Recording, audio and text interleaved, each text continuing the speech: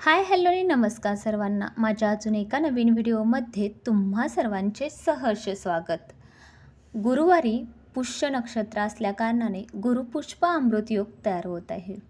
या दिवशी तुम्ही तुमच्या आवडीच्या काही देवघरातील वस्तू खरेदी करू शकता किंवा वाहन, जमीन यासारख्या महत्त्वाच्याही गोष्टी करू शकता किंवा एखादा तुम्हाला दुकान किंवा हॉटेलिंग टाकायचं असेल तर त्याचेही उद्घाटन करू शकता. नवीन व्यवसायाची सुरुवात करू शकता, कारण हा योग खूप दुर्मिळ आहे आणि गुरुवारी आल्या कारणाने गुरुपुष्प अमृत योगावरती केलेली कोणतीही काम किंवा कोणतीही सेवा ही चिरकाल टिकते, अक्षय असते.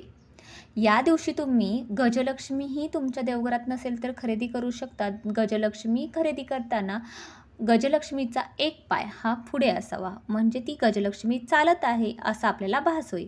आणि जी चालती लक्ष्मी असते म्हणजेच आपल्याला प्रगतीचे द्योतक किंवा प्रगतीचा मार्ग असंही समजू शकतो. गजलक्ष्मी ज्यावेळी आशीर्वाद देण्यासाठी वरती सोंड करत असते ही खूप महत्त्वाचं असतं, कारण गजलक्ष्मीचा आशीर्वाद असणं आपल्या घरावरती गरजेचं आहे. त्यानंतर जी शेपटी आहे ती पायाला चिकटलेली असावी आणि गजलक्ष्मी ज्यावेळी आपण देवघरात ठेवू त्यावेळी ती चालत आहे असाही भास झाला पाहिजे.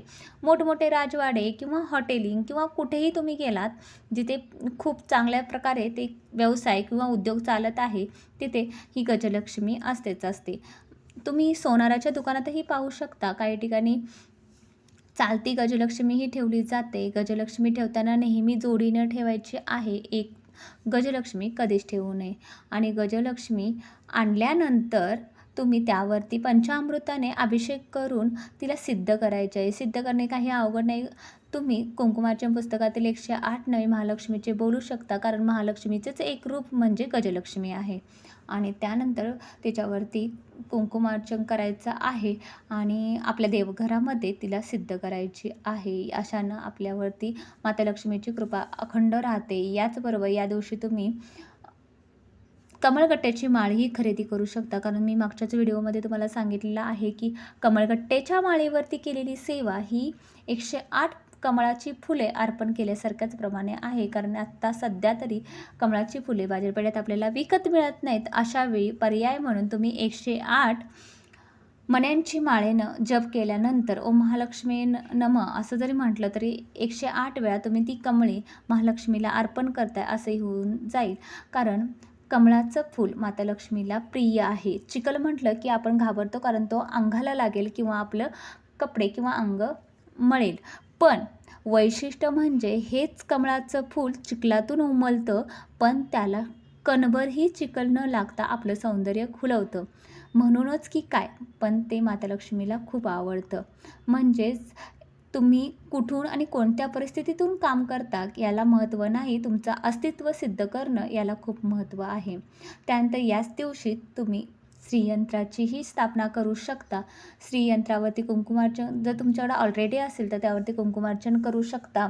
स्वामींची मूर्ती आणू शकता. एवढंच नाही जमलं तर उंबरठ्याच्या दोन्ही बाजूला चिकटवण्यासाठी आपण जी पाहुले आणतो ती पाहुले चांदीची खरेदी करू शकता. चांदी हे म्हणजे शांततेचं प्रतीक आहे. ज्यावेळी शांत मन असतं किंवा शांतता घरामध्ये असते त्यावेळी माता लक्ष्मी येतच असते.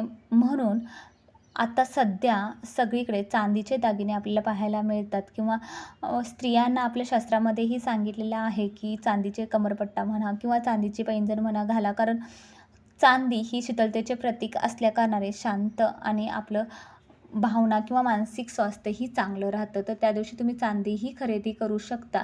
याचबरोबर तुम्हाला अजून काही तुमच्या आवडत्या वस्तू घ्यायच्या असतील, ज्या नवीन गाडी म्हणा किंवा त्यांना तुम्हाला प्रगतीसाठी उपयोगात होईल असे नवीन व्यवसाय याचीही तुम्ही खरेदी करू शकता. तर आजचा हा व्हिडिओ तुम्हाला कसा आवडला असेल तर एक लाईक आणि सबस्क्राईब करायला विसरू नका.